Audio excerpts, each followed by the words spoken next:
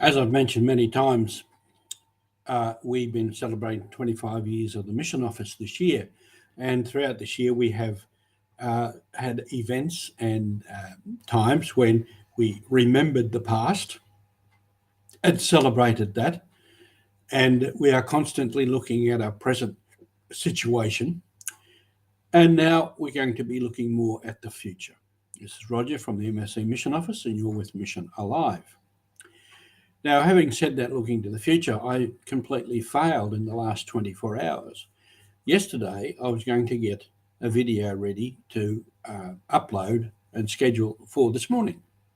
And I didn't get around to that because I was too busy doing other things. Now, this morning, I very smartly went live, as I am now, and put out what I thought was a very, very good little video webcast session.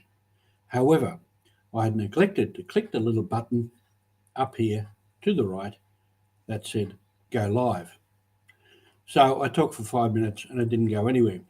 So I try again, but this is a point we have to, well, I do, and all of us, we look to the future. A little story I've prepared for our next newsletter concerns a school in Papua New Guinea in the Central Province in the Mekio district at a place called Ipiana. They have applied for water tanks. Traditionally, in that part of the world, which is very flat and it can be semi-swamp, gets a lot of rain and a lot of water in the wet season, they used to dig wells and they get their water from there. Good fresh water, usable, drinkable for cooking, washing. Now that water is polluted with mercury, cyanide, copper, and other elements. And that is coming from a mine right up in the mountains, up in the Goilala Mountains near Fane, and the mine is called Tolokuma. This was happening over 20 years ago when I was still working in that area.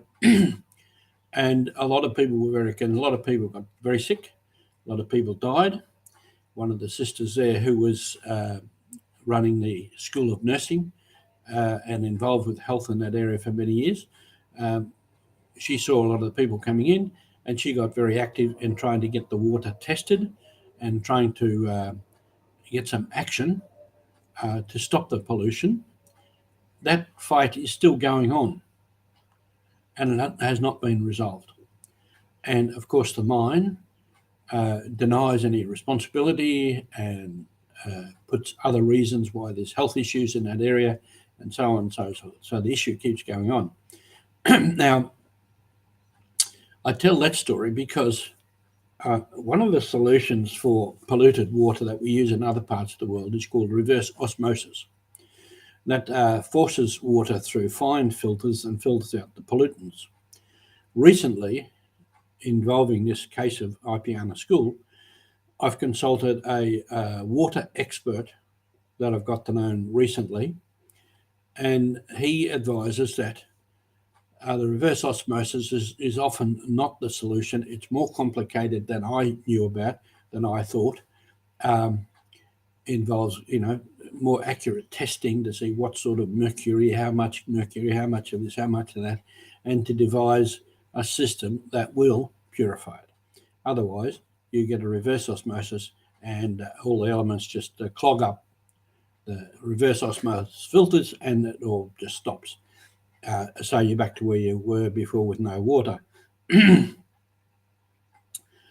he advised perhaps the best solution is water tanks and maybe less expensive in the long run.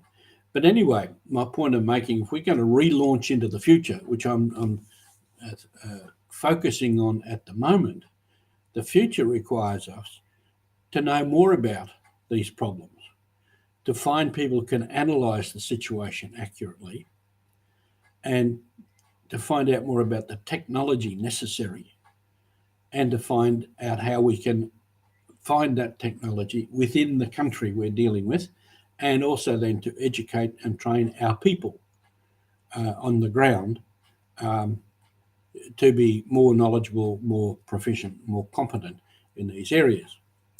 And of course, the other thing we need to launch into the future is from people like yourselves. We need more funding, we need constant funding, we need more donors, and we need younger donors.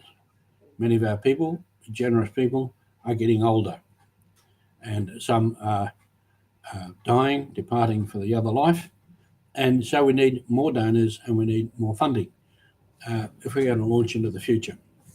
Now, what I've said about water applies also to youth, education, training, environment, and so forth. We need to know more about the technology. Also with education, of course, the reason why young people are not getting educated is because the education system in many countries is just not working. Now, we can't do anything about another country's education system.